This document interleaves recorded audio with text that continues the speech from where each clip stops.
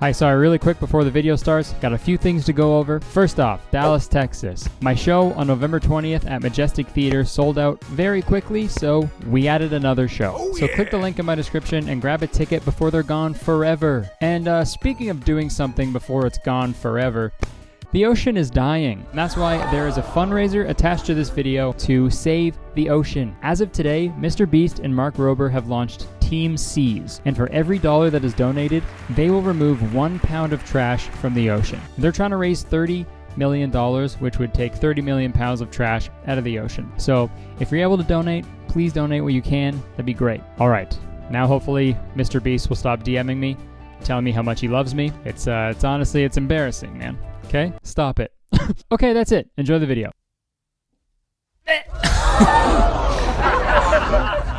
Sorry guys. Okay, ghosts? Yep, it's that time of year again, Halloween. Funny enough, that's also what I say every time I go pee. Halloween. Halloween is the one day a year where it's socially acceptable to just knock on a stranger's door and demand that they give you a little kiss. Aww.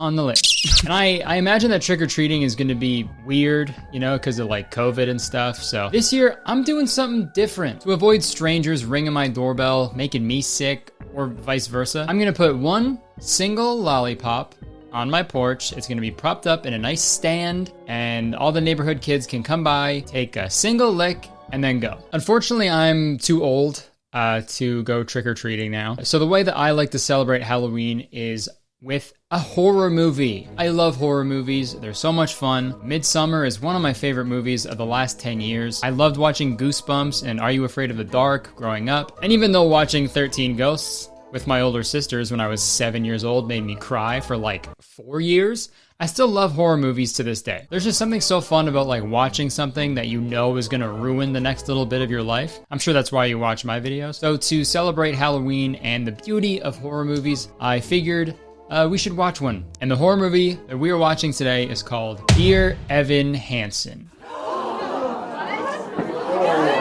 need to leave! That is disgusting. I'm joking. I haven't seen the movie. I'm sure it's fine. The actual movie that we're gonna be watching today is called Goblin. And I never even heard of this movie until I tweeted asking you guys to send me some bad/weird scary movies for me to watch on my channel. So shout out Jesse for sending this movie to me, because I watched the entire thing and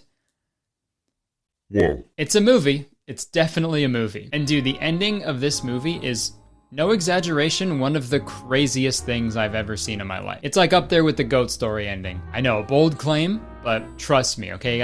You're gonna want to stick around for that. So Goblin came out in 2020. It didn't come out in theaters, but it came out. It came out somewhere. I don't know where, but it came out. And here's the synopsis. A young woman fights to protect her son from her abusive new husband and a ferocious creature lurking in the shadows. Jeez, I wonder if the ferocious creature is a goblin. That would be pretty funny if the movie was called Goblin, but like the ferocious creature in question was like a great white shark. Okay, enough of me talking. I'm gonna be talking throughout the whole video, but let's watch the movie. So the movie starts off with a neighborhood couple walking their dog Snoopsy around the block. And right off the bat, we already get some god-awful audio. And you're gonna need some of my Weight Watcher meals with me. Yes, you are. You need to lose some weight. Huh? The fuck did you just say? Is Josh Richards holding the boom mic for this movie? And then we hear the dog Snoopsy scream and growl off camera. And then it disappears into a bush somewhere. So yeah, something kind of weird's going on. And this next scene is where we meet the main characters of this movie. We've got Sarah. She's the mom, and her son, Sam, and their dog Pistol. So Sarah's ex-husband, Sam's real dad, was in the military, and he died. Now they're moving into a new house with Sarah's new husband, Danny, and Danny's son, who's aptly named Danny Jr. And let me tell you, Danny Jr. is a piece of shit. Danny Jr. is basically what every boomer thinks of when they think of like a typical teenage boy. He's always listening to heavy metal, he's rude, and he wears shorts with black socks. He's a nightmare. One might even call him a little fucking brat. Little fucking brat. See what I mean? So later that night, they're all having Chinese food But they forgot Danny Jr.'s Beijing beef.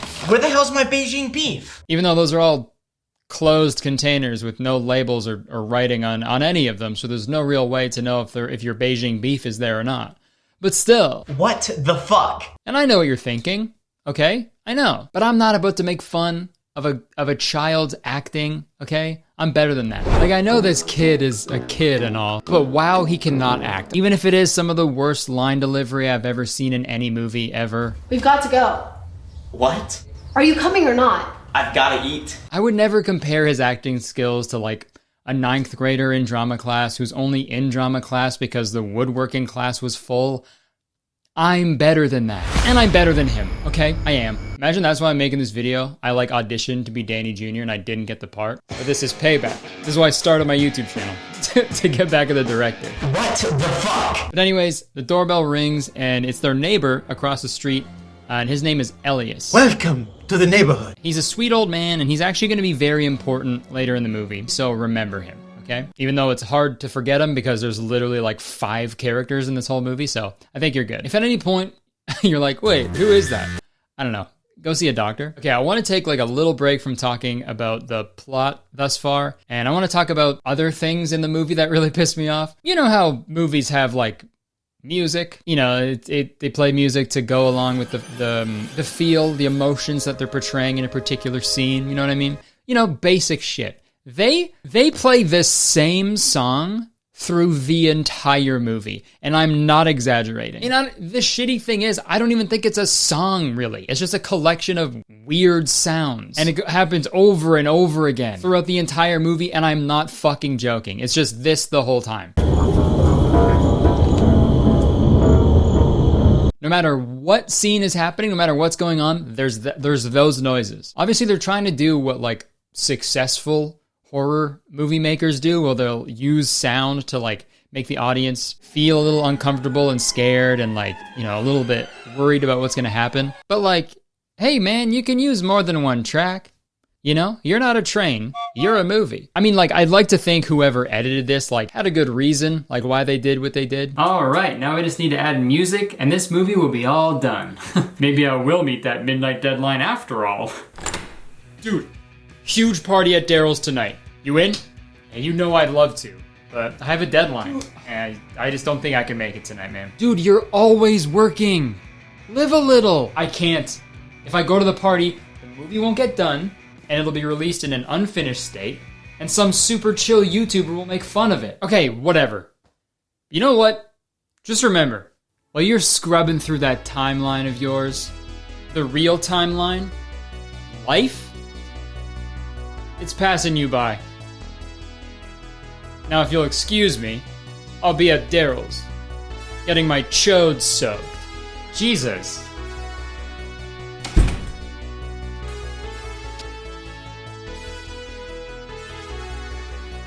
Fuck it.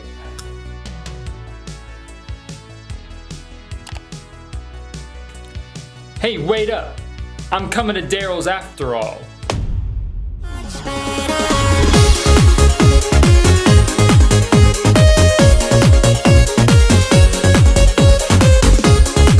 Back to the movie. So later that night, Sarah can't sleep, so she goes downstairs to make some tea when she hears a scary noise. And folks, this is our first sighting of the Goblin.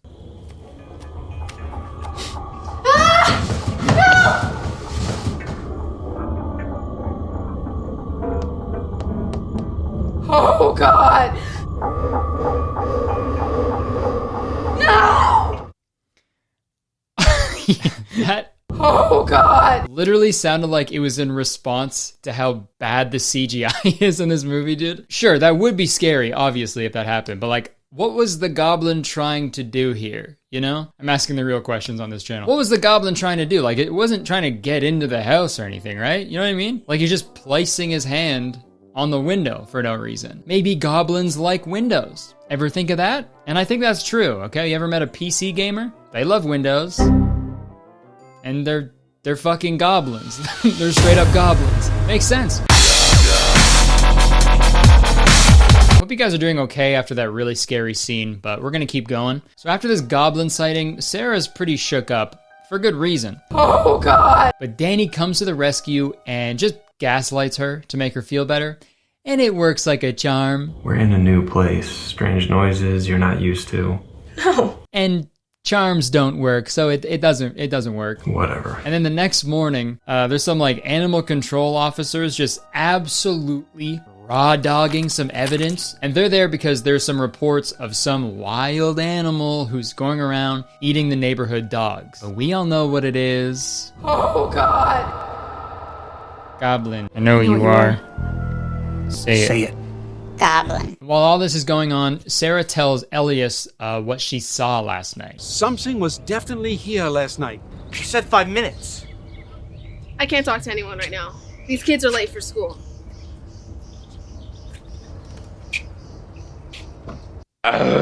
Fuck, man. This editing is making me sick. That's coming from me. But anyways, before Sarah takes the kids to school, Sam says something to Elias, and that really scares him. Did you see something too, young man? Yeah, a green man.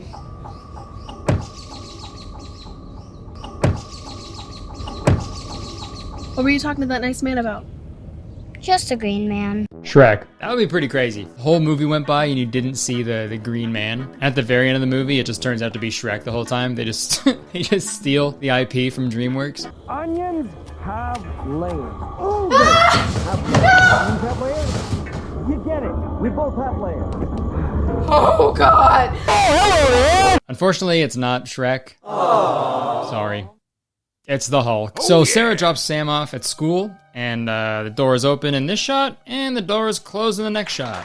Nice. Okay, and now we cut back to Sarah talking to Danny back at their house. And the first time I watched this scene, it made me laugh so fucking hard, so I really want to share it with you guys. Slept right through my alarm. Normally, we don't see large predators wander this far into town. And just remember, keep your pets and small children inside until this all blows over. Hey, man. Who you talking to? Sarah and Danny are having a conversation. They're already talking. And then this police officer just starts talking to just the entire neighborhood, I guess. At a pretty tame volume, too. Like, they turn around. They're like, oh, it's a guy's fucking talking. Okay. Like, it is so funny to think about a cop trying to quietly explain something to an entire neighborhood and no one can even hear him. And she stepped on the ball. Dude, that's so funny. I know, it's so funny, man.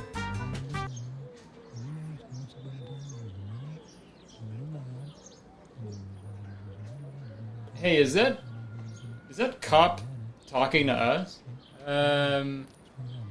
Yeah, I'm not sure. He's barely even talking. He's looking at us, but I can't hear him. I wonder what he's saying. Okay, let's just ignore him. Dude, look out!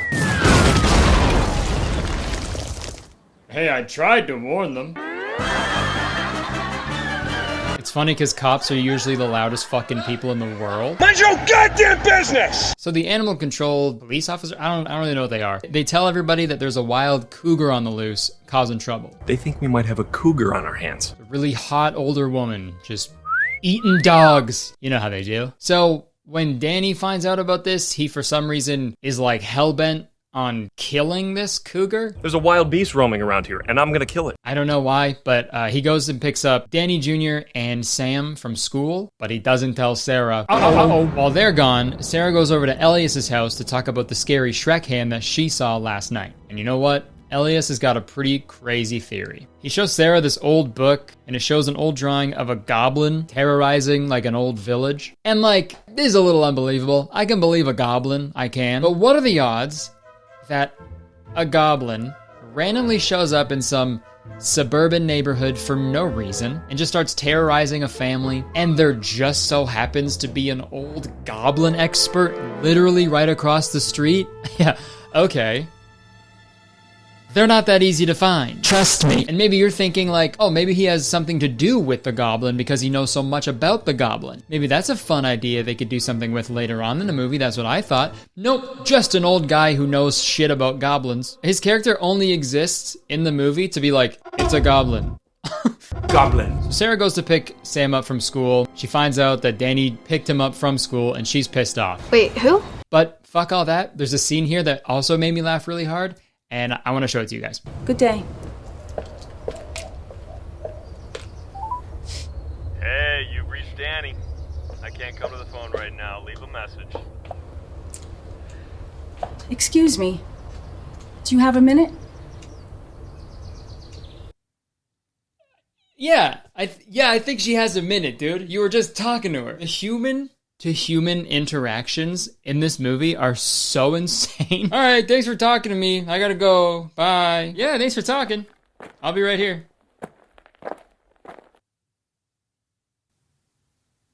Hey, you got time to talk?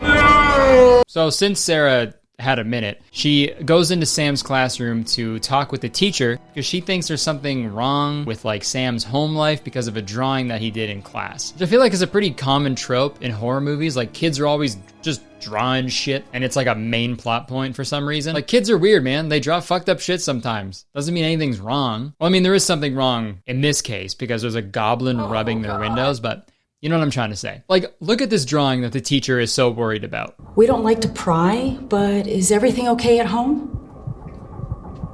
I'm sorry. I just remembered something. We'll see you tomorrow. Sorry, we don't like to pry, but is there a scary little goblin trying to eat your dog? I know it's none of my business. Like, that's just like a regular thing a kid would draw, you know? I drew way more fucked up shit than that. Dude, wait until this teacher finds out about Hangman. Her fucking head's gonna explode.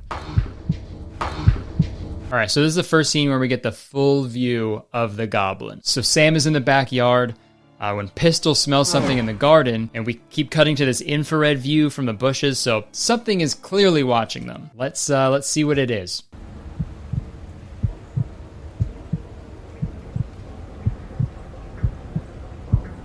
He's doing the Debbie Ryan smile. No.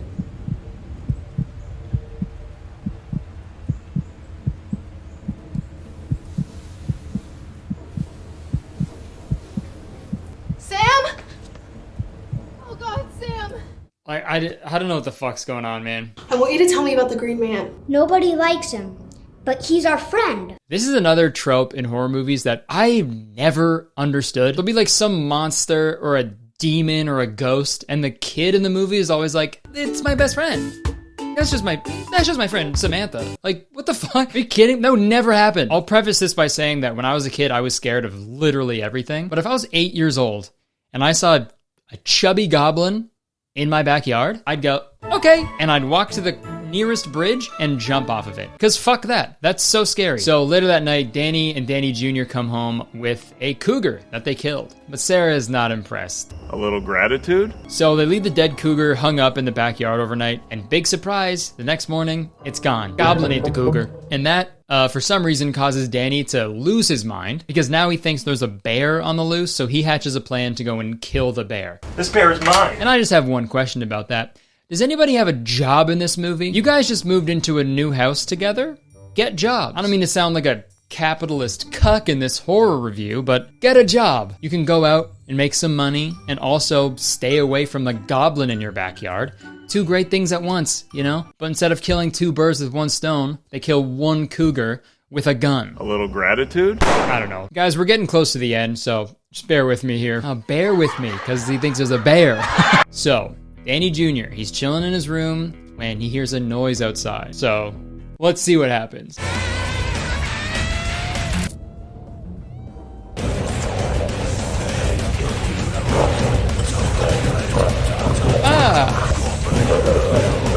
Oh, there's 69 in it. Well, yep. Danny Jr.'s dead. I've gotta eat. Okay, I don't know how I didn't notice this when I was scripting, but Elias just witnessed a murder. So you'd think he'd go over to Sarah's and, like, tell her what he just saw, right? He doesn't do that. You must leave now. It is here. And also for the rest of the movie, Danny Jr. just isn't mentioned. Like, his dad doesn't mourn his death or anything. It's just business as usual. I mean, I don't want to say things would have gone differently if I was cast in the role, but we'll never know. Back to the video. Then there's another really funny scene where the police officers stop by the house to tell Danny that they found Schnoopsy's dog tag in a big pile of shit. like close to the neighborhood. So all we really know about this goblin is that it shits a bunch. So cool. It's also weird that the officers are telling Danny. Shouldn't you tell the owners of the dog, right? These guys are so bad at their job, dude. No gloves, quietly speaking to nobody and giving bad news to the wrong person? Or do you think they're going like door to door because they're like proud of the job that they did, right? Hey, your dog's dead. But look what we found. Why are you crying? This is good for me. All right, guys, it's time for the big finale. Are you ready? So Elias tries to burn the house down to cleanse it of the beast. We must cleanse this place of the beast. And Sarah hardly puts up a fight to that idea. Elias, stop! My son is asleep in there.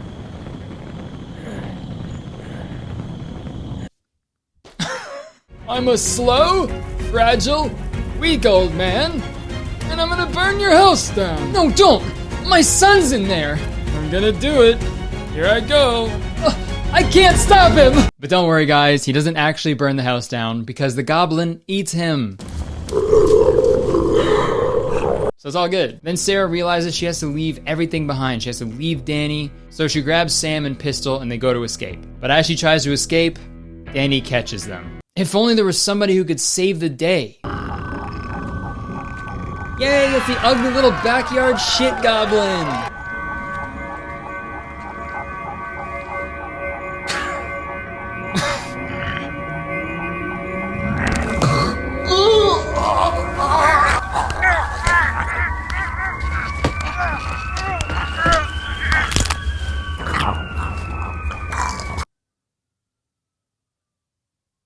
I've gotta eat. So yeah, Goblin eats Danny. I also love that Danny's reaction to the Goblin is like the most believable thing in this entire movie. And one more thing, I'll have what he's having. You thought that was crazy?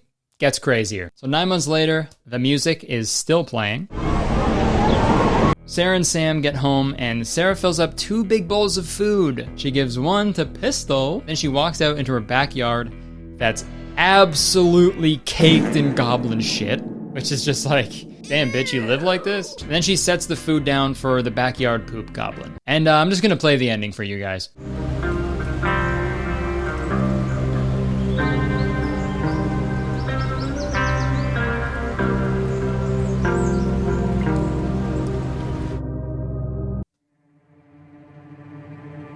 Boy, ain't no fucking way, boy.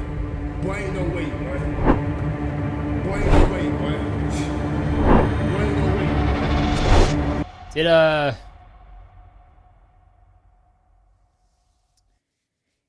Did she fuck the goblin? Is that what they're implying? I'm so confused. Like, I'm sure it could be Danny's kid, right? But like, that's not like a crazy twist that she's pregnant with her husband's kid, right? So it makes me think that it's the goblin's kid. I genuinely think that Sarah got knocked up by this chubby little goblin. I guess Sarah was gobbling those nuts, I guess, which is just typical, you know? You versus the goblin she told you not to worry about, you know? All right, well, that's Goblin. That is the movie Goblin. No post-credit scene, unfortunately, so we can only hope for a Goblin 2. Maybe that one could be like a romantic comedy type thing where it revolves around Sarah and the Goblin, you know, trying to raise their Goblin Jr. in a world that doesn't really like goblins that much, you know? That could be really funny, and Goblin Jr. could be voiced by Chris Pratt, and Goblin's gonna be voiced by Chris Pratt, and Sarah's gonna be voiced by Chris Pratt, and Sam's gonna be voiced by Chris Pratt. Man, the first time I watched Goblin, I watched it on my phone, on my couch, and I'm not gonna lie, when I was done watching it, I wanted to throw my phone against the wall. I didn't, obviously, but I know if I did, I'd be okay, because I got Rhino Shield on my side.